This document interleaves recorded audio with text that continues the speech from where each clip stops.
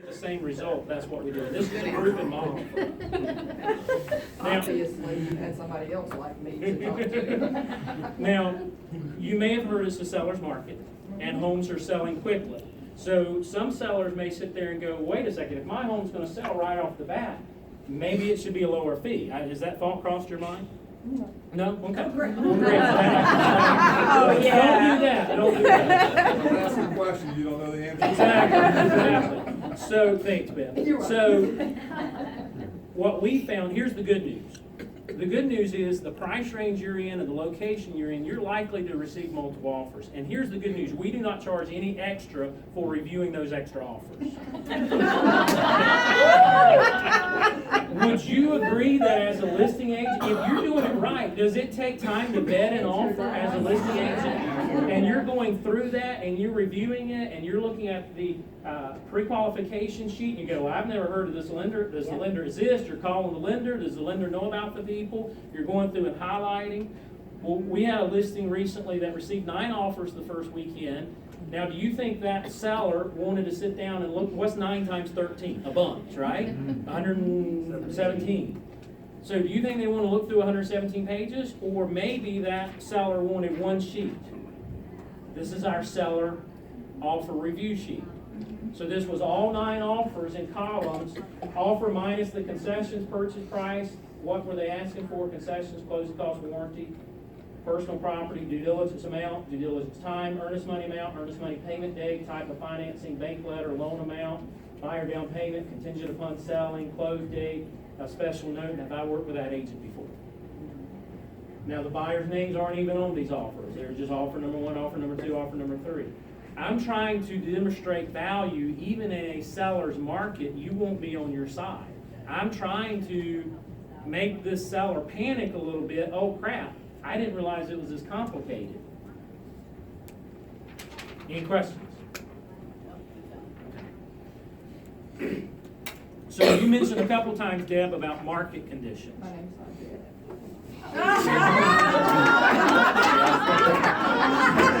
You're role playing. You're role playing. And see, I didn't know. Out of respect for the broker charge, I changed her name. And my face is going to turn red. So one tip when you're in a listing presentation, remember the seller's name. So with the market stats, and I won't take the time to go through all of them, we keep an internal spreadsheet, and I can pass this around. Some of you guys have seen this before. It's the DTAX for Cary, Morrisville, Apex, Holly Springs, Fuquay, and we run this search every Monday and extrapolate the numbers so we can see the trend lines. So we'll have this baseline, and then we will have a custom spreadsheet for their zip code, their price range, their neighborhood. Now, I'm not going through every cell on the spreadsheet, but am I demonstrating market knowledge? Finger on the pulse of the market. Next, we reviewed some comps. I have a folder for active, pending, closed, what's happening in our neighborhood. And then we get into tab 8, which is agency. So I've already done the Working with Real Estate Agents brochure, and I actually go through the offer to purchase. So I pull out the offer to purchase, and I believe you need to have what I call an upside down knowledge of the offer to purchase. Meaning you can put that document in front of the seller. Do you think it's important for a seller to understand the offer construct? Yes. What do you think the most important thing for the seller to understand is? How much money they're gonna Due have. diligence. Due diligence. Due diligence. What doesn't convey? And what doesn't convey can be a huge headache. But from a understanding the overview process, we meet clients, we meet people at open houses, and they'll say, yeah, we're just walking by, our agent's busy today, we had our house on the market. And then in casual conversation, it's very evident they don't have a clue about due diligence. Their house is on the market and they don't even know what due diligence is. So we're trying to position education, putting that 13-page offer in front of them. I'm reading it upside down, and I know where midway on page 4, the sentence in all capital letters is the property is being sold in its current condition. And I know to turn the page, and about a quarter of the way down on page 5 is the magic sentence for the buyer. Buyer's right to terminate. Buyers have the right to terminate this contract. Why? For any reason or no reason. If you don't know the offer to purchase upside down, I think that's one of the best things you can do to instill confidence. is there anything I've done so far that a new agent couldn't do? No. How often do you think it is that at this point in the presentation, the seller interrupts me and says, now, how long have you been doing this? Are you new? How many homes have you sold? No. There's a process. And again, I'm not saying it's a magic process. I'm saying have a process. So we've done the offer to purchase. We talked about due diligence, the importance of positioning the house, getting that pre-sale home inspection. Because if the home inspection, here's my script on that. The home inspection comes back, one of two things is going to happen. One, there's a handyman list. Great, knock out the handyman list, and now that inspection report's part of your marketing. Mr. and Miss Potential Buyer, here is the inspection report, here's where everything is fixed. Do you think that positions you to negotiate a higher due diligence amount? Say yes.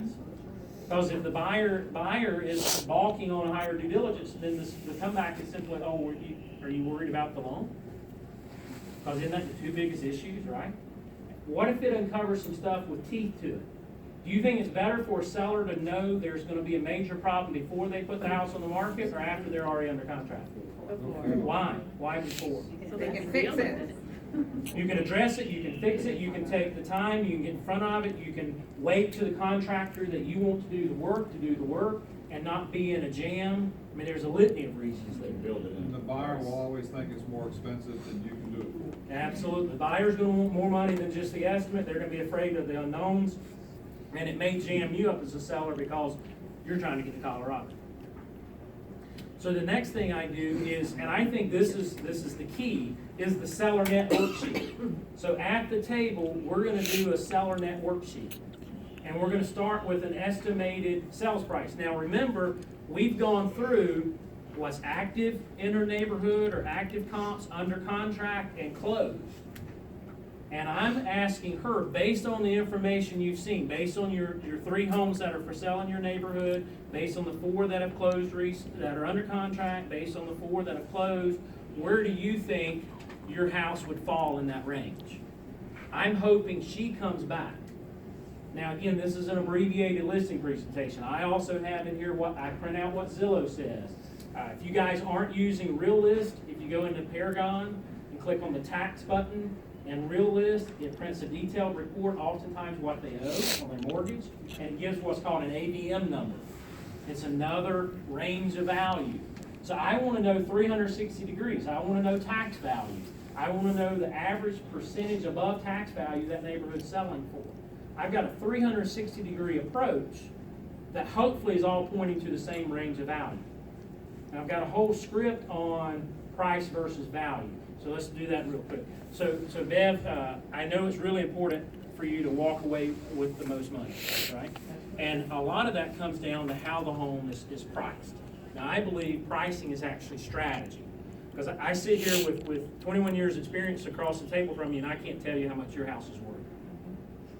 And I usually pause, and I say, aren't you glad you called me? Here's why. True value of a house is what? What the market says, right? What the seller's willing to say yes to and what the buyer's willing to pay. I can't tell you that. Now, I can certainly provide information to you that gives us a range, but you said you were selling because you got an advancement or promotion and you need to be in Colorado tomorrow. So pricing is strategy. Value the market determines. Pricing is strategy. So I want to lead them to the water, so to speak, so they take the drink themselves to come up with that price range. Does that make sense? So we pick an estimated sales price range, and we go through the seller net sheet. Now this is the first point that they're going to hear anything about fees. My goal is at this point I've demonstrated enough value that they're not going to ask questions. Because we've talked about marketing. Now you mentioned that exposure was important to you because, again, you want to get the most money for your house. So let me ask you a question. Are you on Facebook? Yes. Okay. Have you ever done shopping online and then you log into Facebook? What's the first ads you see when you scroll through the What news I feed? just bought. We know how to do that for real estate. So we build out a custom landing page for your property. We buy the domain name for the address, and that's where we're gonna funnel all the traffic to. And we've got the systems in place, and we went outside the real estate world to figure this out. We've got the systems and technology in place that we don't know who visits that landing page, but Facebook does. So we're then able to do specific targeted Facebook ads of your house to the people that have gone on and looked at it. And when we do an open house, we're able to run Facebook ads based on a geographic radius of your house for the most likely buyers. So I've talked about different marketing things. Now, this is our system. I'm not saying this should be your system. You gotta have a system. It goes back to, if you walk in the door and you don't know what to say, you're dead. If you walk in the door and you don't know how to articulate your value, you may have great value propositions. If you can't articulate it, you're dead. And if you don't believe it, you're dead. So on the seller net worksheet, start with estimated sales price, pay off the primary mortgage, pay off of the equity line. And remember, if they tell you their loan balance, is that their payoff? No. Add a payment to it, right? Add a month's payment to whatever their payoff is for their loan balance. Then real estate fees. I don't give them one number. Why give them one big number to chomp at? I give them 3 numbers. Payout to buyer agent, 2.4%. Fee for us to represent you as a seller, 2.6%.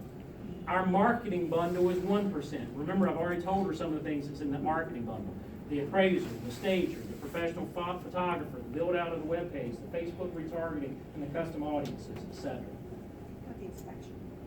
Inspection. So you, okay, now this is David. Okay, if you're in a position where you want to add value, but you don't want to lower your fee, could you pay for something? Yeah. Now, obviously, that's risky because you've got more money involved, and you may lose it, and the broker in charge may have a different answer, but it's all part of what you offer. So right off the bat, I have not given the seller one big number to chomp at, 3 different numbers. So I've presented this, and now it's decision point. I simply say, so here's what would happen next. We sign the listing agreement, and that allows us to start our partnership. And first thing we'll do is we'll schedule the stager, we'll schedule the appraiser, and then once your home is picture ready, we'll do the pictures, and know that's the key date that everything hinges off of. Once the home is picture ready, professional photographer comes in, takes us a couple days to build out all the marketing, and then we would like a week of pre-marketing of the Coming Soon program. So are you ready to get started? Well, David, I just have some questions. Sure, absolutely. Love questions. So Brandon Realty in Raleigh is offering pay what you want commission.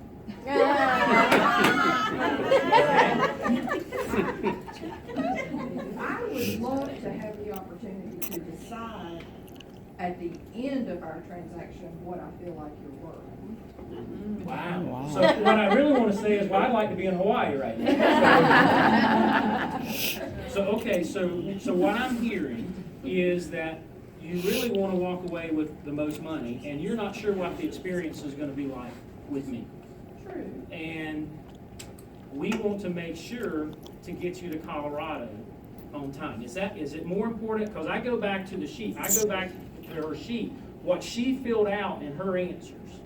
And is the most important thing that you get to Colorado on time, having had the smoothest transaction possible, netting you the most money, or you've gone with and I've got to be honest with you, I've never heard of them. Now, I'm not saying anything negative about Bamboo Realty. I've never heard of them, and I've never heard of that model. And I can't imagine a successful, proven entity that has result after result, year after year, going with the business model. I mean, I can't imagine going in and getting, I had shoulder surgery a couple years ago. I can't imagine hiring a surgeon that would say, well, I tell you what, David, you just pay me what you think I'm worth afterwards. I don't know. I don't understand that business model, I'll be honest with you. Well, I had a colleague that used them and had great experience and loved it and was willing to pay 3% once the transaction was done. Gotcha. All right, so you're willing to pay me more then. If I do all of this, you're willing to pay me more? No. Okay.